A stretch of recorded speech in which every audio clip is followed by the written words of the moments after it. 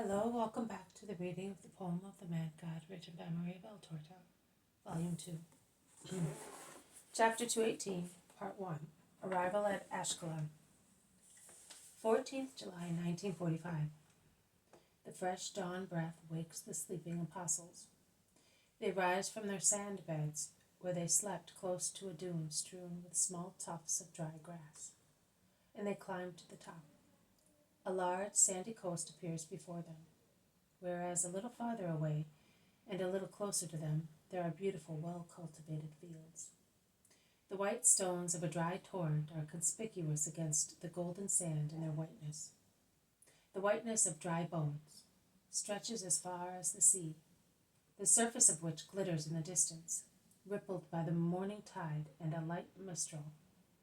They walk on the edge of the dune as far as the dry torrent, which they cross, and they resume walking across the dunes, which crumble under their feet and are so undulated that they seem a solid continuation of the sea.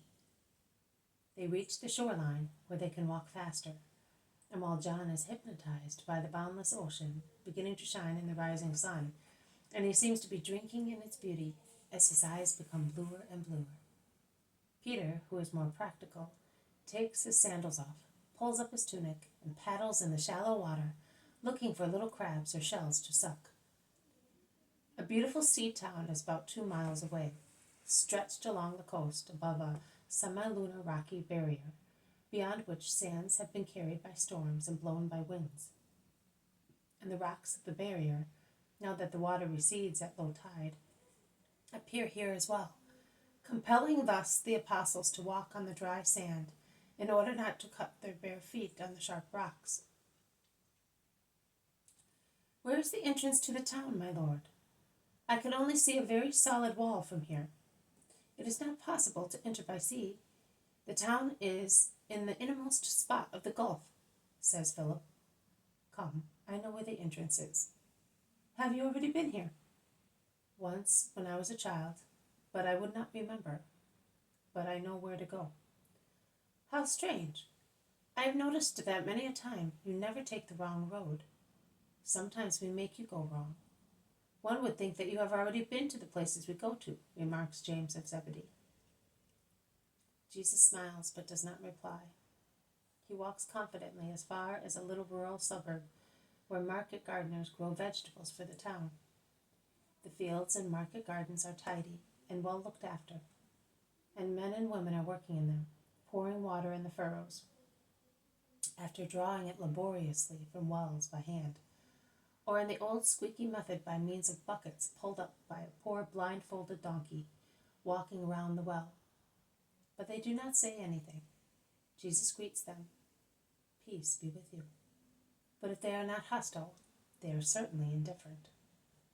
"My lord, we are running the risk of dying of hunger here. They do not understand your greetings." "I will try now," says Thomas, and he opens conversation with the first market gardener he sees. "Are your vegetables expensive?" "Not more than other market gardeners. Dear or not dear, according to how thick a purse is." "Well said. But, as you can see, I am not dying of starvation.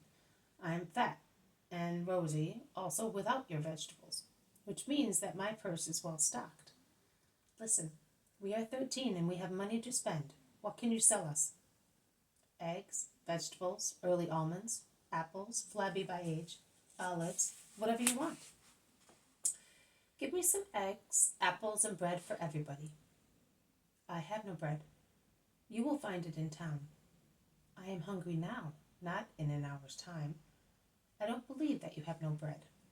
"I have not got any. The women are making it. See that old man over there? He always has plenty, because as he is closer to the road, pilgrims often ask him for it. Go to Ananiah and ask him. I will bring you the eggs now, but mind you, they cost a coin a pair." "What a thief you are! Do your hens perhaps lay golden eggs?" "No, but it is not pleasant to be in the middle of the stench of poultry, and one does not do it for nothing. In any case, you are Jews, are you not? So pay." You can keep your eggs, and that's you paid. And Thomas turns his back to him. Man, come here. I will give you them for less. 3 to a coin. Not even 4. You can eat them yourself, and may they choke you. Come here, listen. How much are you prepared to give me? The market gardener chases Thomas. Nothing. I don't want them anymore. I wanted to have a snack before going to town, but it is better so. I will not lose my voice or my appetite before singing the king's stories, and I will have a good meal at the hotel. I will give you them for a drachma a pair. Ugh, you are worse than a horsefly. Give me your eggs, and make sure they are new laid ones. Otherwise I will bring them back, and I will make your snout yellower than it already is. And Thomas goes away with at least 24 eggs in the fold of his mantle. See? From now on, I will do the shopping in this land of thieves. I know how to deal with them. They are lousy with money when they come to purchase our goods for their women, and our bracelets are never heavy enough, and they haggle over prices for days. I will avenge myself. Now let us go and see that other nasty piece of work. Come, Peter, here. John, take the eggs. They go to the old man, whose market garden is near the main road, which from the north leads to the town, running near the houses of the suburb. It is a fine, well-paved road, certainly Roman work.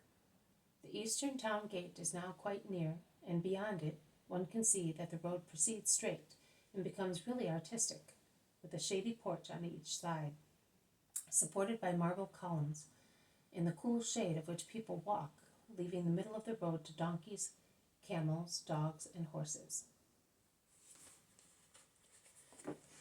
This has been a reading from the poem of the Man God, written by Maria Valtorta, Volume 2. Chapter 218, Part 1, Arrival at Ashkelon. Thank you for listening. I will see you tomorrow. May God bless you, and may peace be with you.